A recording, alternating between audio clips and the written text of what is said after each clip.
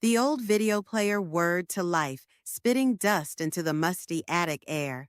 I hadn't meant to find it, this ancient recording of my second birthday party, labeled in my mother's perfect cursive. The girls, age 2. But here I was, cross-legged on the floor, watching my past unfold in grainy resolution. My name is Adelaide, and I'm about to show you the exact moment I realized why I never felt like I belonged in my own family. Look at Alyssa. She's just precious. My mother's voice cooed through the speakers. The camera panned across our living room, focusing on my twin sister in her pink party dress, perfectly curled pigtails bouncing as she danced. Such a natural performer, isn't she, Michael? Born for the spotlight, my father agreed, his voice warm with pride. The camera swung briefly to catch me in the corner, quietly stacking blocks into intricate patterns. No one commented on my engineering prowess. No one even seemed to notice I was there. Alyssa, sweetheart, show everyone your twirl. Mother's voice again, dripping with adoration. The camera stayed fixed on my sister as she spun, her dress floating around her like a cotton candy cloud. The assembled relatives clapped and cheered. I paused the video, studying the frozen frame. There I was, still in the background, looking up from my blocks with an expression I recognized all too well, hope mixed with resignation. 15 years later, nothing had changed. Adelaide? Alyssa's voice carried up through the attic floor. Mother wants us downstairs for dinner. I quickly ejected the tape, shoving it into my jacket pocket. Coming. The dining room was a shrine to Alyssa's achievements, debate team trophies, dance recital photos, academic certificates. My robotics competition medals were conspicuously absent, probably still in the cardboard box where I'd left them last month. There you are, Mother said, barely glancing up from arranging the table settings. Alyssa, darling, tell everyone your news. My sister practically vibrated with excitement. I've been selected as a finalist for the Governor's Youth Leadership Award. That's wonderful, Father beamed, while Mother rushed to embrace her. We'll have to celebrate properly. Perhaps that weekend trip to the lake house we've been discussing? The videotape felt heavy in my pocket as I watched their performance of perfect family happiness. I'd won the state robotics championship last week. They'd forgotten to attend. Actually, I said, my voice steadier than I felt. I have news too. 3 pairs of eyes turned to me with varying degrees of interest. I've been invited to compete in the National Science Foundation's Young Inventors Showcase next month. Mother's smile tightened. That's nice, dear, but we were discussing Alyssa's achievement. The lake house weekend would be perfect timing before her award ceremony. The showcase is the same weekend, I said quietly. Well, surely you understand this is more important, Mother replied, her tone dismissive. Family should support each other in these moments. I felt something snap inside me, not violently, but with the quiet finality of a bridge cable giving way after years of strain. The video in my pocket wasn't just a relic anymore. It was evidence. You're right, I said, standing up. Families should support each other, all of the family. I walked out of the dining room, ignoring their calls to return. In my bedroom, I pulled out my laptop and typed Grace and Henry Carter into the search bar. My mother's parents, who I'd never met, but whose names I'd found scrawled on the back of an old photograph hidden in that same dusty attic. The first result was a recent article about their charitable foundation. They lived less than 2 hours away. Sometimes revenge isn't about destruction. Sometimes it's about reconstruction, building something new from the ruins of what was broken. I had a feeling my grandparents might understand that better than anyone. Behind me, the dinner party continued, my absence barely noticed. But for the first time in 17 years, I didn't care. I had found my catalyst, and nothing would ever be the same. The robotics lab hummed with the sound of servos and excited chatter. My team had just qualified for the national championships, but I couldn't shake the weight of the email sitting in my inbox. My grandparents, the ones I'd never met, had responded to my carefully crafted message. Adelaide, check this calibration. Marcus, my project partner, called out. Something's off with the response time. I forced myself to focus on the robot's articulated arm, but my phone felt like it was burning a hole in my pocket. The Carters wanted to meet me.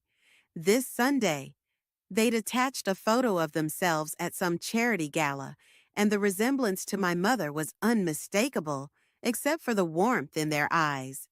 Earth to Adelaide. Marcus waved his hand in front of my face. You okay? You've been spacing out all morning. Before I could answer, a familiar voice cut through the lab. There's my brilliant sister. Alyssa stood in the doorway, her smile too wide, too perfect. Several heads turned. She had that effect on people. But I knew better. That smile meant trouble. What are you doing here? I asked, setting down my tools. Can't I support my twins' achievements? She glanced around the lab, her nose wrinkling slightly at the smell of solder and machine oil. Mother and father are hosting a dinner party tonight. Important clients. They want both of us there. Of course they did. The perfect family image needed both twins, even the less sparkly one. I have to finish this calibration. It wasn't a request, Adelaide. Her voice dropped lower, meant just for me. Mother's already upset about you skipping family dinner last week. Don't make this worse. I looked at our robot, then at Marcus's concerned face. Give me 20 minutes. You have 10, Alyssa said, already turning to leave, and wear something presentable. The dinner party was exactly as I expected. A carefully orchestrated performance of family perfection. Mother's real estate clients cooed over her darling twins, while father talked property values and market trends. Alyssa's been accepted to several Ivy League schools already, Mother announced over the main course. Early decision, of course. And Adelaide? Someone asked. Will you girls be attending college together? Before I could answer, Alyssa jumped in. Oh, Adelaide's more interested in technical schools. She's quite good with machines. The way she said it made it sound like I fixed toasters for a living. Actually, I said, setting down my fork, I've been offered a full scholarship to MIT's summer engineering program, and the robotics team I lead just qualified for nationals. The table fell silent. Mother's smile flickered. This wasn't part of the script. How wonderful, one of the clients said, genuinely impressed. Two such accomplished daughters. Yes, father said quickly, though we're hoping Adelaide will consider more traditional options. The family business needs a steady hand for the future and Alyssa's leadership skills. My robot can perform microsurgery, I interrupted. I designed the control interface myself. Alyssa's water glass hit the table too hard, splashing onto the pristine tablecloth. Nobody wants a robot operating on them, Adelaide. People trust people. The medical community disagrees. In fact, girls, Mother's voice carried a warning edge. Perhaps we should discuss college plans another time. Later, as the guests were leaving, Alyssa cornered me in the kitchen. What was that about? What was what about? You know exactly what. You're trying to overshadow me. I laughed, the sound harsh even to my own ears. That's rich coming from you. I've spent 17 years in your shadow. Oh, please, you've always had your little projects, but now you're deliberately trying to steal my moment. The Leadership Award, college acceptance. Your moment? When has it ever not been your moment? You're just jealous because what? I stepped closer, feeling 17 years of suppressed anger bubbling up. Because mother and father actually see you? Because they've never once forgotten to attend your events? Because they're planning your future while treating mine like an inconvenient hobby? Alyssa's face paled. That's not fair. No, I agreed, pulling out my phone and opening the email from my grandparents. It's not fair at all, but things are about to change. I left her standing there, staring after me as I headed upstairs. Sunday couldn't come fast enough. Let them have their perfect family dinner parties. I was done playing my assigned role in their carefully constructed fantasy. In my room, I pulled out the old videotape and added it to my growing collection of evidence. Sometimes the best revenge isn't about destroying someone else's happiness. It's about finally claiming your own. The Carter Mansion loomed before me, its Georgian columns a stark contrast to our cookie-cutter suburban home. My hands trembled as I pressed the intercom button, half expecting to wake up from this surreal moment. Adelaide? A warm voice crackled through the speaker. Come in, sweetheart. The gates swung open silently. I'd told my parents I was at a robotics workshop. They hadn't even looked up from their phones. Grace Carter met me at the door, and I froze. It was like seeing my mother's face with all the coldness stripped away, replaced with something I'd been starving for my entire life, genuine joy at seeing me. You look just like Karen did at your age, she said softly, pulling me into a hug that felt like coming home, though I suspect you're much wiser than she was. Henry Carter appeared behind her, his eyes crinkling with emotion. Welcome home, Adelaide. Home. The word hit me like a physical force. Over tea served in delicate cups that probably cost more than my laptop, they asked about my life, my interests, my dreams. They actually listened to my answers. When I mentioned the robotics competition, Henry's eyes lit up. I was an engineer before I went into business, he said, still tinker in my workshop. Would you like to see it? Before I could answer, Grace placed a leather-bound album on the table. First, there's something you should know about your mother. The photos told a story I'd never heard. My mother as a teenager, brilliant and driven, accepting academic awards. Karen was going to be a surgeon, Grace explained, full scholarship to medical school. What happened? She met your father. Henry's voice carried old pain. He convinced her that a medical career wouldn't leave time for a proper family life, that it wasn't feminine enough. We tried to reason with her, Grace continued, offered to support her through school, but she chose his vision of her future over her own. When we objected, she cut us out completely. I stared at a photo of my teenage mother, recognizing the same spark I saw in my own eyes when working on my robots.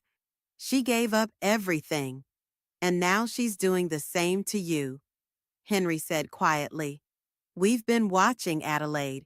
Your achievements, your potential. We won't let history repeat itself. A door slammed somewhere in the house, making us all jump.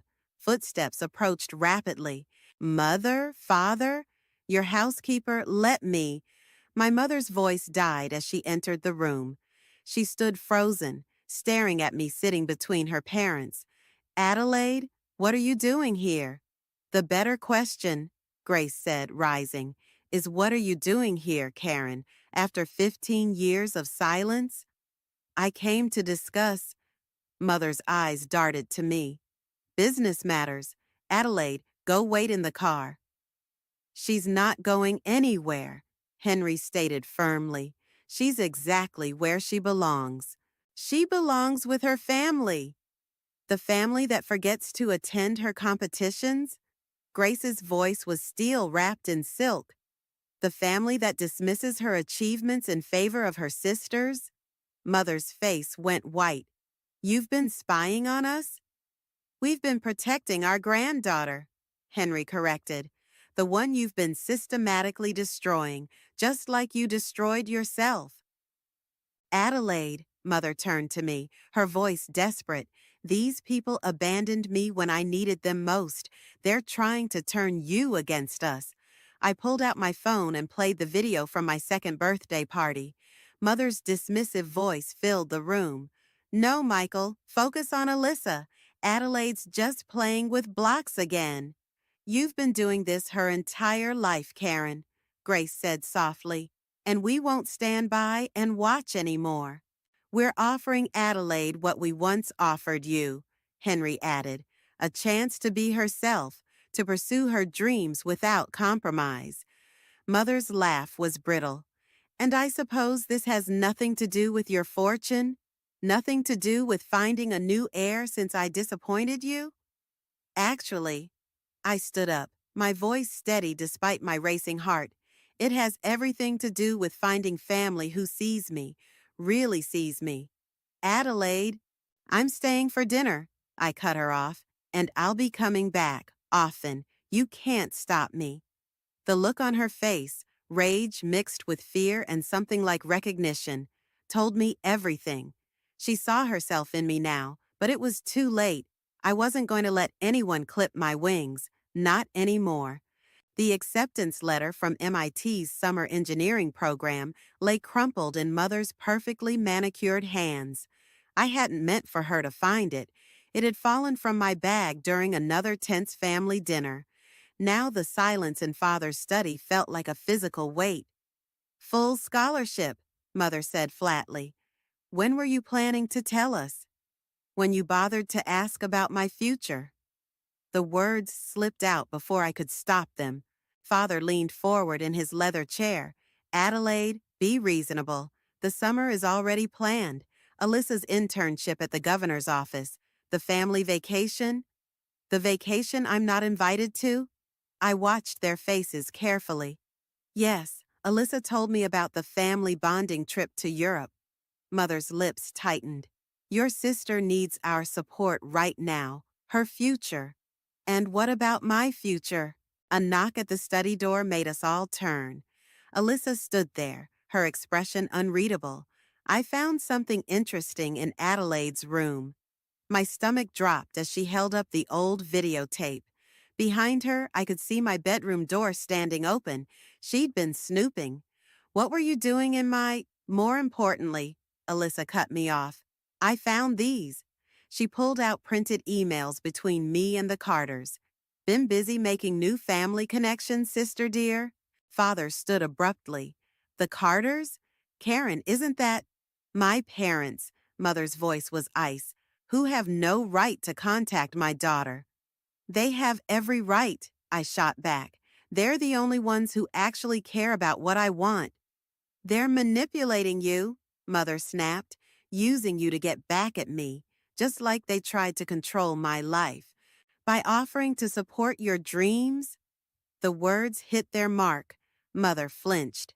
Henry told me about medical school, about how you gave it all up because Father convinced you it wasn't feminine enough. Father's face darkened. That's enough. No, it's not. I grabbed the acceptance letter from Mother's hands. You're trying to do the same thing to me. Well, I won't let you. I'm going to MIT this summer. You most certainly are not, Father declared. This family needs to present a united front. Your sister's political connections could be damaged if people find out about the black sheep twin. I laughed bitterly. Don't worry. I won't embarrass you by existing in public anymore. Adelaide, Alyssa stepped forward, her voice suddenly gentle. We're trying to help you. These people, they're strangers. We're your family. Are we? I pulled out my phone, queued up another video I'd found in the attic. Let's talk about family. The screen showed a 10-year-old Alyssa at her dance recital. In the background, a younger me was receiving a science fair award. Mother and Father stood with Alyssa, completely ignoring my moment. I have dozens of these, I said quietly. Years of evidence showing exactly what kind of family we are. You've been collecting evidence? Mother's voice shook. Against your own family? No, Mother. I've been collecting proof that I exist. The room fell silent. Even Alyssa seemed stunned. The Carters want to fund my education, I continued. All of it. MIT, graduate school, whatever I choose. No strings attached except one, that I follow my own dreams, not someone else's. And in exchange, they get their revenge on me. Mother's laugh was bitter. Using my own daughter as a weapon. Not everything is about you. I moved toward the door. But if you want to talk about weapons, ask yourself who taught me how to use them. I learned from the best, after all. If you walk out that door, Father started, you'll what? Notice I'm gone? I turned back one last time. The funny thing about being invisible is that no one sees you coming or going.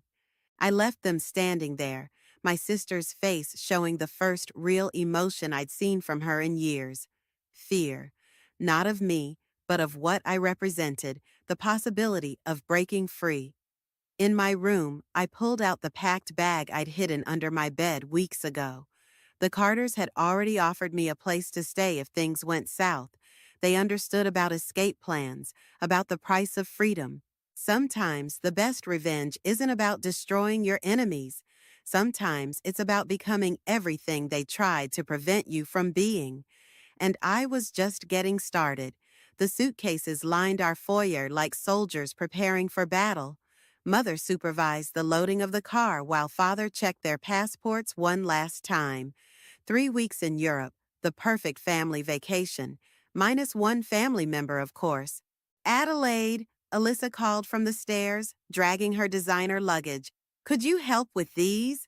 I didn't move from my spot at the kitchen counter, where I was updating the code for our robotics project. The national competition was in 2 weeks. Not that anyone had asked. Adelaide, Mother's sharp voice cut through my concentration. Help your sister. I'm busy. I didn't look up. Besides, I wouldn't want to intrude on your family time. The typing stopped.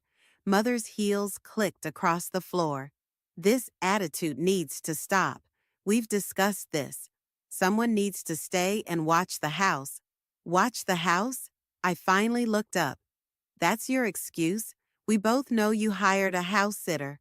I saw the contract on Father's desk. Mother's face tightened.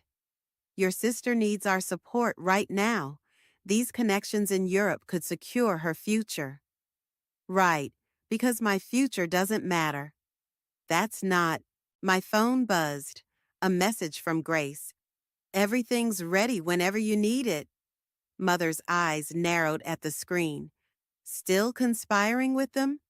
They're called grandparents, and they've offered to fund my entire education. They're trying to buy you, she spat, just like they tried to buy me. No, Mother. They tried to save you, just like they're saving me. The sound of breaking glass made us both jump. Alyssa stood in the doorway, a shattered water glass at her feet, but it was her face that caught my attention. She looked scared. What do you mean, saving you? She asked. I pulled out an envelope from my bag. The Carters aren't just funding my MIT program. They're offering me a place to live, full independence. You're leaving?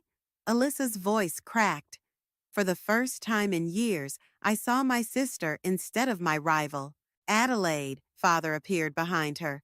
This has gone far enough. You're 17. You can't just... Actually, I can. I stood up. I've already filed for emancipation. The Carters' lawyers helped me prepare everything. Your signatures aren't even required, given the evidence I've collected. Mother went pale. Evidence? Years of documented neglect. Financial records showing the disparity in spending between Alyssa and me. Witness statements from teachers about missed conferences, competitions, awards ceremonies. The videos were just the beginning. You've been building a case against us? Father's voice rose. Your own parents? No. I met his gaze. I've been building an escape route. Adelaide, please. Alyssa stepped forward, glass crunching under her shoes. We can fix this. Cancel the trip. Have a family meeting. That's just it, I cut her off. We're not a family. We're a carefully curated image, and I'm the smudge you keep trying to erase. Mother grabbed my arm. You ungrateful. Karen. Grace Carter's voice rang through the kitchen. She stood in the doorway, Henry beside her. I hadn't even heard them come in. Get out of my house, Mother snarled. Gladly, Henry said calmly. Adelaide, are you ready? I picked up my laptop. The bag I'd packed weeks ago was already in their car. You can't do this. Father started toward me, but Henry stepped between us. Actually, she can, and if you try to stop her, the evidence goes public. How would that affect Alyssa's political aspirations? The silence was deafening. Adelaide, Alyssa whispered, don't go. For a moment, I hesitated. Behind the perfect facade, I saw my sister, really saw her, for the first time in years. She was as trapped as I had been, just in a different way. You could come too, I offered quietly. Mother's sharp intake of breath was answer enough. Alyssa stepped back, shaking her head. That's what I thought. I walked to the door, then turned back one last time. Enjoy Europe. Send me a postcard from the life you chose. As Grace's car pulled away, I watched my family shrink in the rearview mirror. Mother stood rigid, Father looked lost, and Alyssa pressed her hand against the window, an echo of connection too late to matter.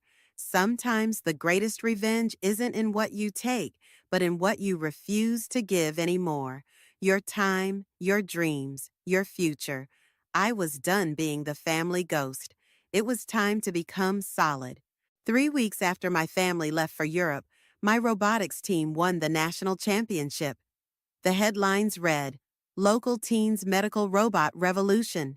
Grace and Henry hosted a celebration dinner, but something felt hollow about the victory. No one from my old life was there to see it. That emptiness didn't last long. They returned on a Sunday. I was in Henry's workshop, refining my robot's interface, when Grace called down. Adelaide, you have visitors. Mother and Father stood in the living room, still tan from their vacation. Alyssa wasn't with them. Congratulations on your win, Father said stiffly. It's all over the local news. Thank you for finally noticing. I kept my distance, noting how Mother's eyes darted around the room, cataloging the wealth on display. We've come to take you home, Mother announced. This rebellious phase has gone on long enough. Henry stepped forward. Karen, the Emancipation Papers have been challenged, Father interrupted. Our lawyers found irregularities in the filing, and we have evidence of parental alienation. My stomach dropped. What evidence? Mother pulled out her phone, playing a recording. My voice filled the room. They never wanted me. I was just the spare, the backup plan. It was from a private conversation with Grace, edited to remove context. You've been recording me? Alyssa has been gathering evidence, Mother said coldly. For weeks before we left, every conversation, every secret meeting. The betrayal hit like a physical blow. My own twin, the one person I'd hoped might understand. You can't force me back, I said, but my voice wavered. Actually, we can. Father held up more papers. The court has temporarily suspended the emancipation pending investigation. You're still a minor, Adelaide. You're coming home. Over my dead body. Grace stepped between us. Mother, Karen's voice turned silky. You really want another public scandal? Remember what happened last time you tried to control someone's life? The threat hung in the air. Grace paled. Adelaide, Henry said quietly, this is your choice. But was it? If they fought this, my grandparents could lose everything. Their reputation, their foundation's work, their ability to help others, all because they tried to help me. If I come back, I said slowly, what are your terms? Mother smiled. No more contact with the Carters. You'll finish high school at home, focusing on proper subjects. This engineering obsession ends now. And my robot, the medical contracts, will be transferred to Thompson Industries, Father stated. Your work belongs to the family. They weren't just trying to control my future. They wanted to steal it. Adelaide, don't. Grace pleaded. I looked at my grandparents, these people who'd given me everything my parents hadn't. Then I looked at Mother's triumphant face and saw something I'd never noticed before: fear. She wasn't just trying to control me. She was terrified of what I represented: freedom, choice, the path she'd abandoned. Okay, I said quietly. I'll come home. Mother's smile widened. But first, I pulled out my phone. Listen to this. I played the complete conversation with Grace, unedited. Then another, Mother admitting to the years of neglect. And finally, today's conversation, recorded live. You're not the only one who knows how to gather evidence, I said. Everything you've done, every manipulation, every threat, it's all documented. If you force me home, if you touch my patents or my grandparents, it all goes public. You wouldn't dare, Mother whispered. Try me. You taught me well, remember? Image is everything. Father stepped forward, his face dark with rage, but Henry moved faster, placing himself between us. Get out of my house, he said quietly, before I call the police. They left, but Mother's parting words chilled me. This isn't over, Adelaide. Family is forever. I sank onto the couch, shaking. The victory felt Pyrrhic. I'd won my freedom, but at what cost? My sister's final betrayal, my parents' escalating threats, the knowledge that this war was far from over. Grace sat beside me, holding my hand. You did the right thing. Did I? I stared at the door. They'll never stop coming after me now. No, Henry agreed. But now you're ready for them. I thought about my robot, designed to help people heal. Somewhere along the way, my quest for revenge had transformed into something else, a fight not just for my freedom, but for my right to create, to help, to exist on my own terms. Mother was right about one thing. This wasn't over, but she'd forgotten an important lesson. Sometimes the most dangerous opponent is the one you taught to be invisible. The press conference room buzzed with anticipation. My medical robotics breakthrough had attracted international attention, and Thomson Industries, my father's hastily rebranded accounting firm, was trying to claim credit. I sat in the back, watching Father approach the podium. Mother and Alyssa flanked him, the perfect corporate family. The sight of them made my hands shake, but I steadied them on my laptop. Thomson Industries is proud to announce a revolutionary advancement in medical robotics, Father began. Our development team. Interesting. I stood up, my voice carrying through the room. I'd love to meet this development team. The reporters turned. Camera flashes exploded as they recognized me from the national championship coverage. Adelaide, Mother's smile was brittle. How lovely of you to join us. I wouldn't miss it. I walked forward, laptop in hand, especially since you're about to commit patent fraud. The room erupted in questions. Father gripped the podium. Security. Won't be necessary. I connected my laptop to the presentation system. I'm sure everyone here would love to see the actual development process of this technology. The screen filled with dated video footage from Henry's workshop. Me, working alone, developing the robot. Then the timestamps. All while I was living with my grandparents, long after I'd left home. Adelaide, Alyssa stepped forward, her voice low. Don't do this. We can work something out. Like you worked out recording private conversations to use against me? She flinched. Ladies and gentlemen, I addressed the crowd. Thomson Industries has no claim to this technology. The patents are registered solely in my name, developed independently with support from the Carter Foundation. The Carter Foundation? A reporter perked up. Karen Thompson's parents? Mother's face went white. Yes, I smiled. My grandparents, who, unlike my parents, actually supported my work instead of trying to steal it. These are family matters. Father tried to regain control. Private? Nothing about this is private. I cut him off. You tried to steal my future. Again, but this time I have proof. I played the recording from our last confrontation. Their threats about forcing me home, taking my patents. The room fell silent. Adelaide, Mother's voice shook. We were trying to protect you. No, you were trying to control me, just like you've always done. I turned to the reporters. Thompson Industries has no rights to this technology. Any attempts to claim otherwise will result in immediate legal action. You ungrateful? Father started forward, but Alyssa grabbed his arm. Stop, she whispered. Everyone's watching. And they were. Dozens of cameras captured every moment of their carefully constructed facade crumbling. Mr. Thompson, a reporter called out, did you attempt to fraudulently claim your daughter's work? Ms. Thompson, why did you leave home? Is there a connection between this and the Carter Foundation's recent announcement about their succession plans? Mother's head snapped up at that last question. Succession plans? Oh, I smiled. Didn't you hear? Grandma and Grandpa are naming me their heir, all their wealth, their foundation, their legacy.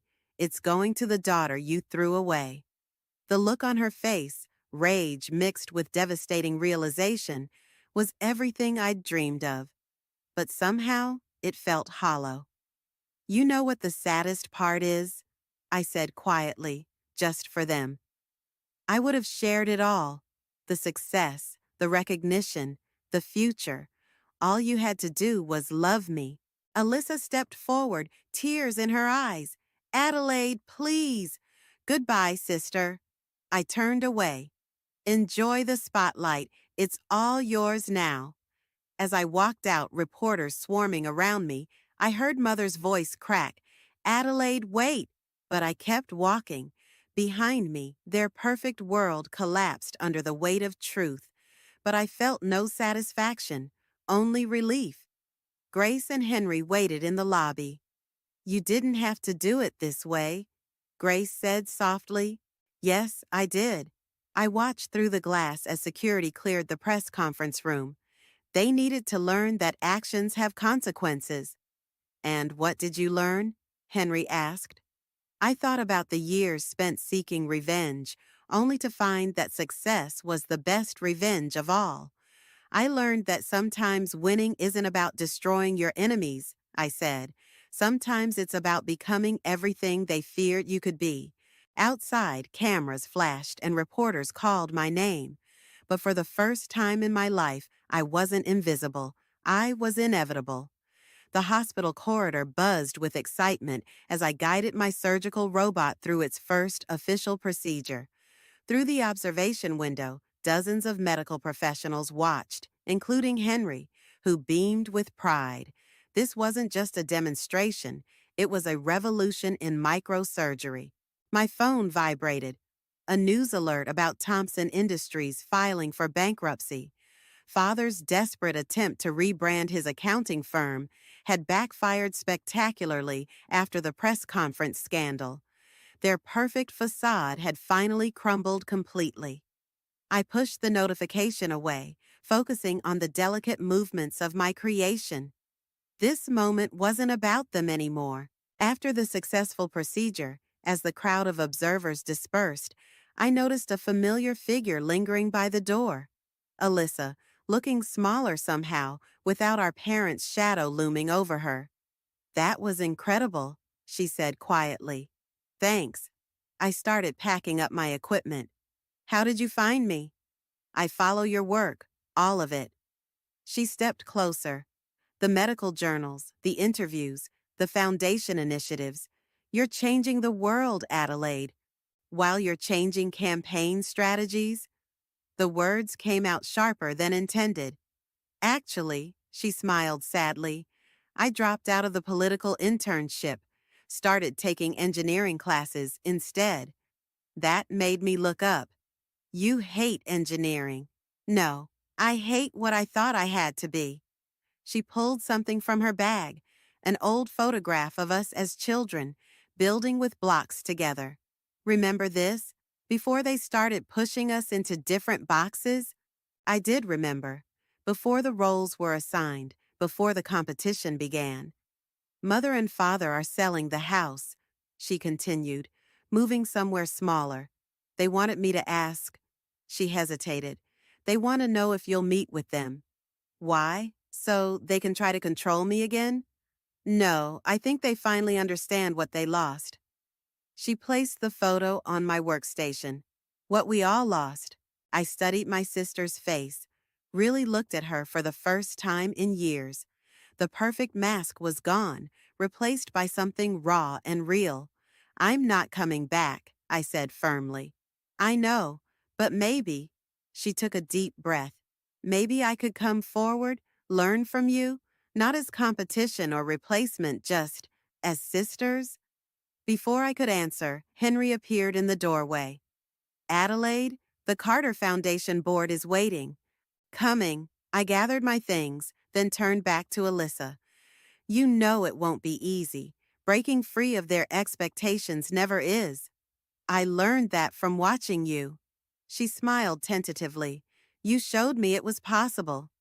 I thought about revenge, about justice, about all the ways I'd wanted to make them feel as invisible as they'd made me feel. But standing here, surrounded by the life I'd built, those desires felt distant. Sunday dinners, I said finally, at the Carters. Come alone. We'll start there. Her eyes lit up with hope, the same look I'd seen in the mirror when Grace and Henry first opened their door to me.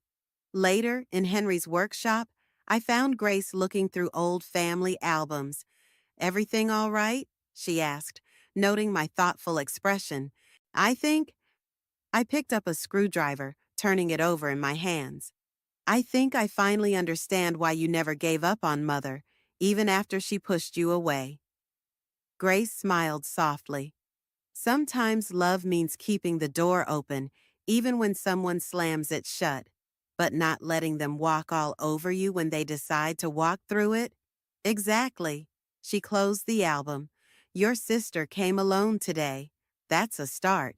I nodded, picking up the photograph Alyssa had left. Two little girls, building something together, before the world told them they couldn't. You know, I said, I always thought revenge would feel like winning, but this feels more like freedom, Grace finished. The freedom to choose who you want to be and who you want in your life. I pinned the photograph to my workbench next to the blueprints for my next project. Maybe some bridges couldn't be rebuilt. Maybe some shouldn't be. But others.